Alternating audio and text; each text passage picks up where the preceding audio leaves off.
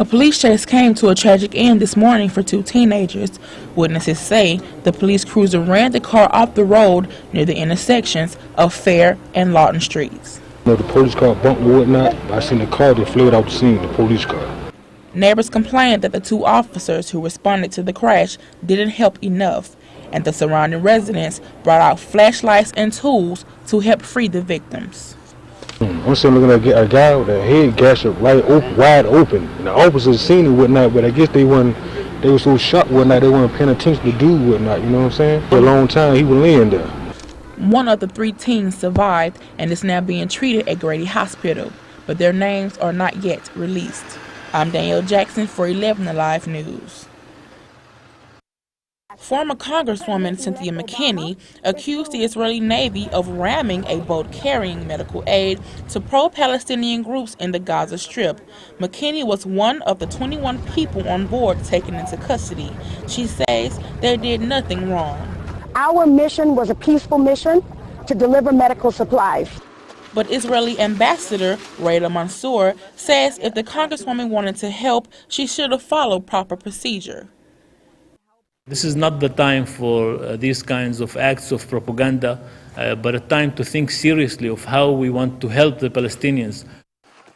Mansour says McKinney ignored available and legal means to the delivery of aid to the Gaza Strip and chose to make a reckless political stunt. However, McKinney says the Israelis made a direct threat to their mission, but not their cause. Danielle Jackson, 11 Alive News. With a lot of passion.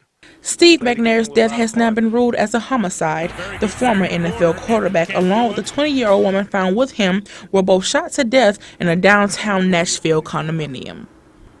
We think that the gun was underneath Ms. Qasimi's body when officers entered the residence. It was not initially visible and was only discovered late in the processing of the crime scene. It's understood that McNair and his female companion had been dating, and his wife didn't know of the affair until the time of his death. His teammates and coaches say, despite the negativity, he was a great player and an even better person. The Steve McNair that I knew would want me to say, celebrate my life for what I did on the field, for what I did in the community. You know, we all make mistakes. All wish we could go back. But I'm not here to dwell on that. I'm here to celebrate the life of a dear friend and teammate. No one has been charged with the murders of McNair and Qasimi. However, police are beginning to determine a murder-suicide. I'm Danielle Jackson for 11 Alive News.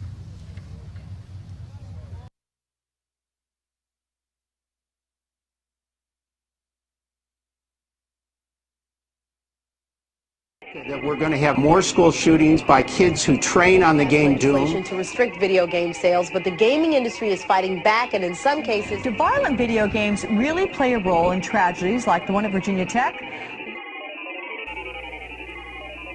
Since the early 1960s, video games have been known as stimulating, and recently they've been used as a tactic for therapy as far as releasing increased aggression. But that built-up aggression isn't always released in therapy, but in other violent ways, such as school violence and school shootings.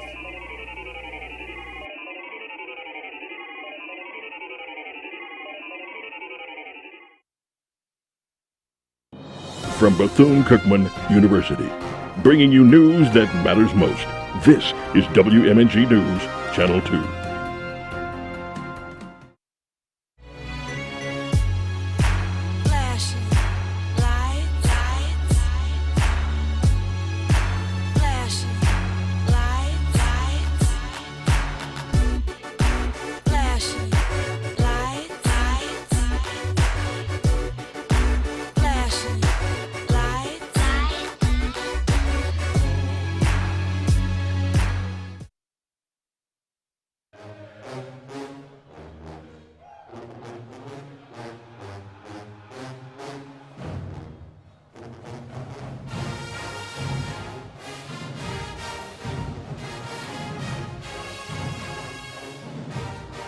You're watching WM&G TV, Channel 2.